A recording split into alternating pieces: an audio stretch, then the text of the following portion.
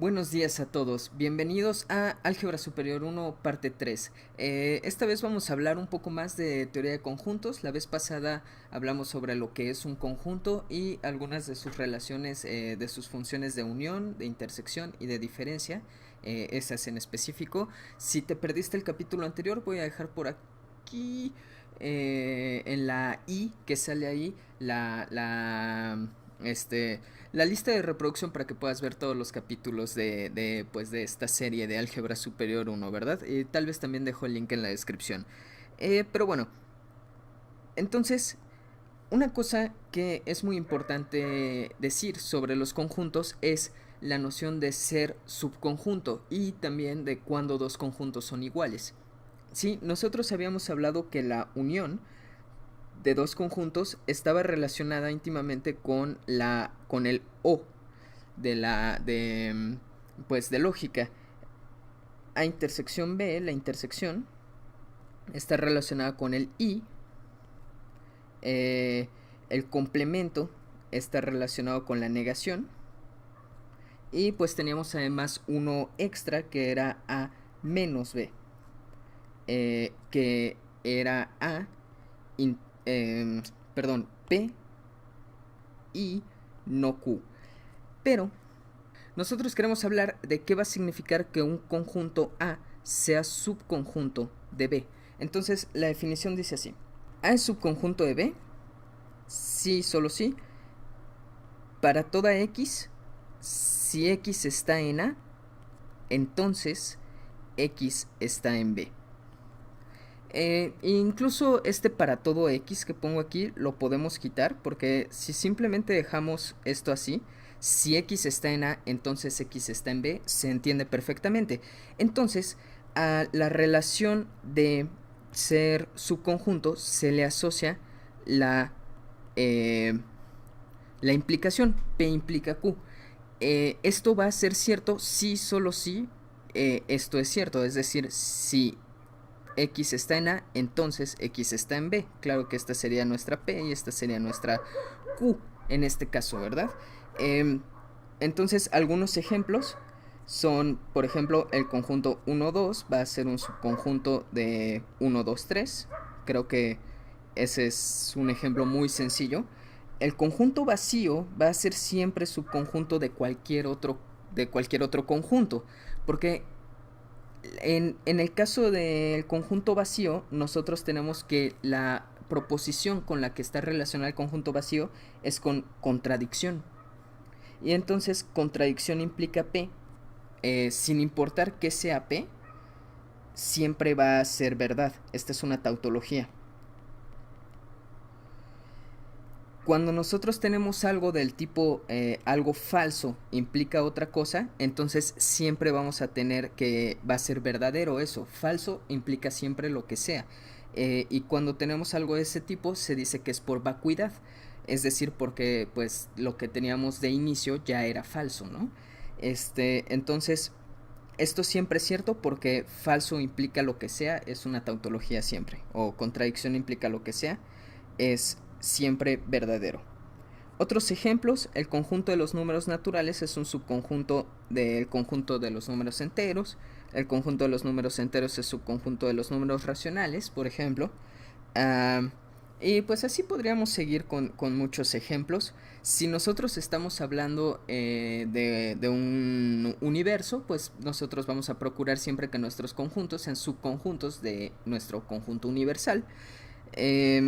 Y entonces, pues aquí nosotros podemos comprobar esto, que estas contenciones se dan porque si un número es un número natural, entonces ese número siempre tiene forzosamente que ser entero. Entonces esto es siempre verdadero y por definición de la contención nosotros tenemos que se da la contención. Y la otra definición muy importante es... voy a borrar tantito los ejemplos con su permiso. Si no, pues ahí le ponen pausa. La otra definición es cuando dos conjuntos son iguales. En nuestra noción común siempre vamos a pensar que dos conjuntos son iguales si tienen los mismos elementos. Por ejemplo, el conjunto 1, 2 es igual al conjunto 2, 1. No importa cómo estén ordenados, tienen los mismos elementos y por lo tanto son iguales. O el conjunto 1, 1, 2, 1, 2 es igual también al conjunto 1, 2. No importa que hayan repeticiones, las repeticiones se borran y nos quedamos simplemente con una repetición de cada uno. Esta escritura es correcta, no pasa nada, pero son iguales los conjuntos porque tienen a los mismos elementos, aunque estén repetidos, solamente son el 1 y el 2. Entonces, uh, esta noción la capturamos como que A es igual a B si solo si X está en A, si y solo si X está en B. Recordemos que el sí solo coinciden. El sí solo es verdadero cuando las dos proposiciones que tenemos, P y Q, coinciden ambas. Es decir, si X no está en A, entonces X no está en B. Y si X sí está en A, entonces X sí está en B. Tienen que ser verdaderas las dos o falsas las dos para que esto sea verdadero, para que el sí solo sí sea verdadero. Si notamos, nosotros tenemos que P sí solo si Q es equivalente a P implica Q y Q implica P. ¿De acuerdo? Por lo que tenemos una proposición que dice que A es igual a B si y solo si tenemos pues el que sería el equivalente a P implica Q, es decir, A es subconjunto de B y B es subconjunto de A. Si uno contiene al otro y el otro contiene al uno, entonces necesariamente son iguales. ¿Ok? Le voy a poner un paréntesis así. Entonces, ahora sí que ya tenemos la noción de igualdad de conjuntos y de subconjuntos. Vamos a pasar a algunas fórmulas que tengo aquí anotadas, que dejé anotadas previamente para no perder tanto el tiempo escribiéndolas. Estas son fórmulas sobre cómo se comporta la unión, ¿sí? Aquí las primeras tres que tengo, que están en negro, son sobre la unión. Las siguientes tres son sobre la intersección. Luego tengo estas moradas que involucran ya al complemento y un poco a la diferencia de conjuntos. Y luego aquí tengo otras en negro, que es la distributividad. Esta distributividad involucra a la intersección y a la unión. Y esta distributividad de este lado, y estas de este lado, involucran a la diferencia con la intersección y la unión. Entonces, me quedaron así, fueron 16 fórmulas en total y todas estas se pueden demostrar, pero no me gustaría demostrar cada una porque son demasiadas, pero la idea de cómo se demuestran estas, por ejemplo la 1 que dice A está contenido en A unión B, pues lo que nosotros tendríamos que probar es que si X está en A, entonces X está en A unión B, pero esto es lo mismo que decir por definición que si X está en A, entonces X está en A o X está en B. Entonces nosotros tenemos aquí una fórmula que es del tipo P implica P o Q. Pero esto siempre es cierto. Esto siempre es cierto porque P implica P o Q es una tautología, ¿sí? Porque si P es verdadero aquí, entonces P o Q va a ser verdadero siempre también, siempre que P sea verdadero.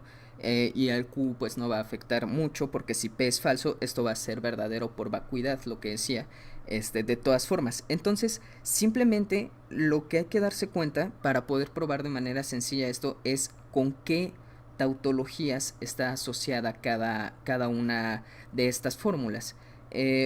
Entonces, bueno, aquí la 2 se llama conmutatividad porque lo que dice es que A unión B es lo mismo que B unión A, se pueden intercambiar.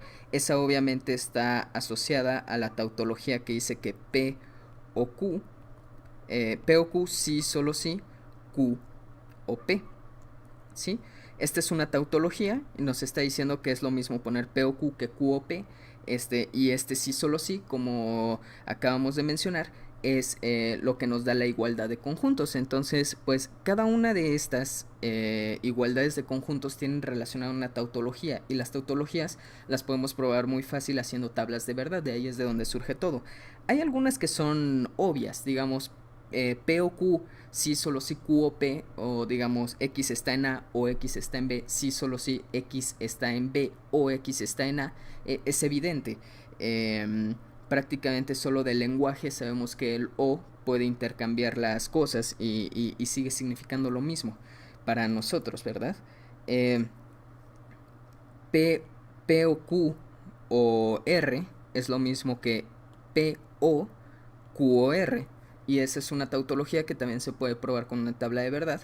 Y así cada una de estas van teniendo su respectiva tabla de verdad.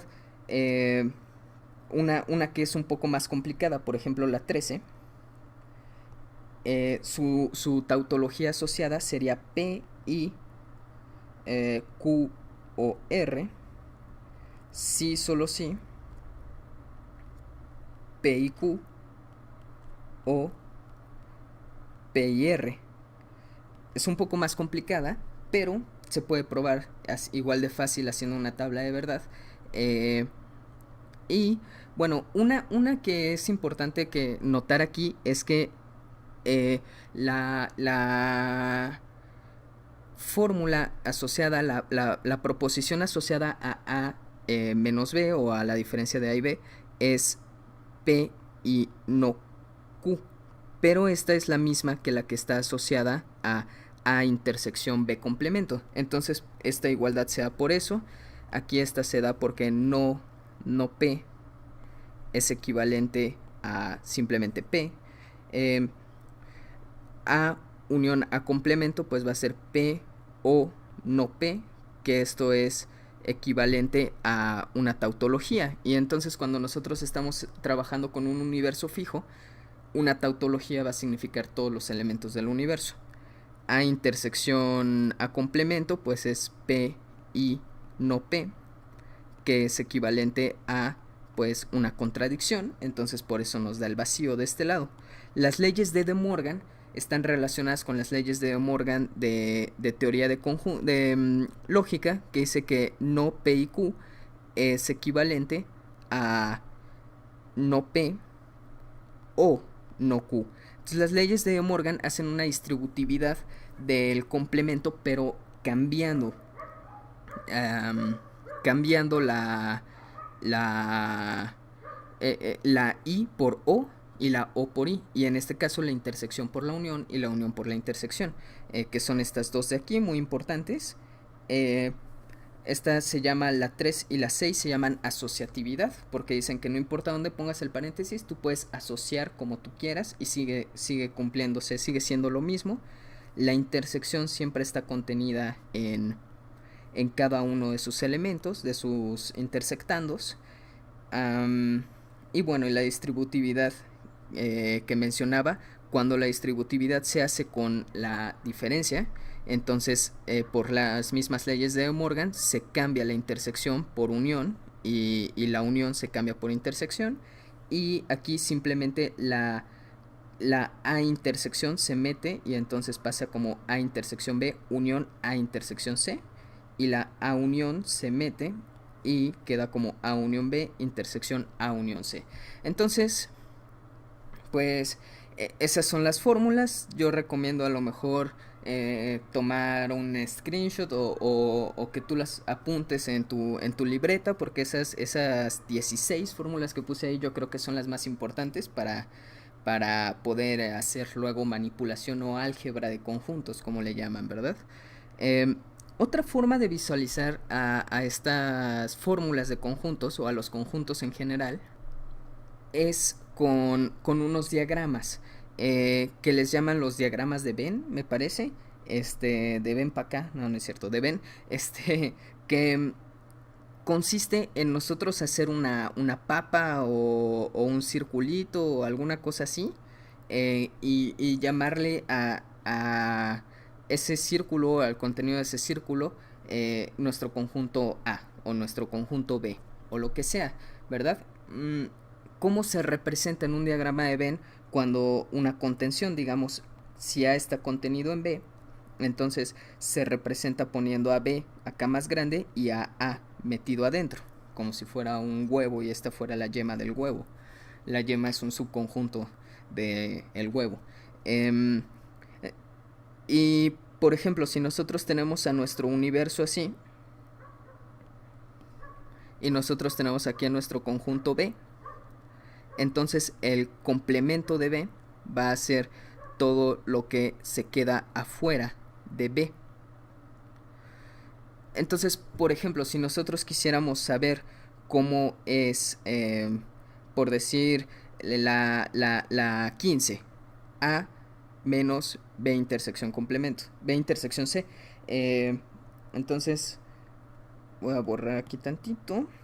Entonces, bueno, una cosa más, si nosotros tenemos aquí a y a B, entonces A menos B va a ser pues colorear todo lo que está en A, pero dejando fuera la parte que está en B, como si le diéramos ahí una mordida y le quitamos a lo de B. Entonces es a A le quitamos su parte correspondiente de B. Entonces ahora sí nosotros tenemos que A menos B es unión o intersección. Intersección. B intersección C es igual a menos B unión A menos C, ¿verdad? Eso quisiéramos probar. Entonces nosotros tenemos aquí a B o a C. A, B y C. Entonces la intersección de B y C es esta parte de aquí, que la voy a poner de otro color, de amarillo. Esta es la intersección, ¿verdad? De B y de C. Es solamente lo que se queda en ambas bolitas. Entonces A menos B intersección C, pues va a ser, lo voy a poner de azul, va a ser todo lo de A, pero quitándole esa parte amarillita, que es lo que es correspondiente a B intersección C. Entonces, pues A en sí quedó nada más como que este Pac-Man, ¿verdad? Ahora, si nosotros tenemos aquí, voy a hacer más pasos para la parte de... Entonces este sería este.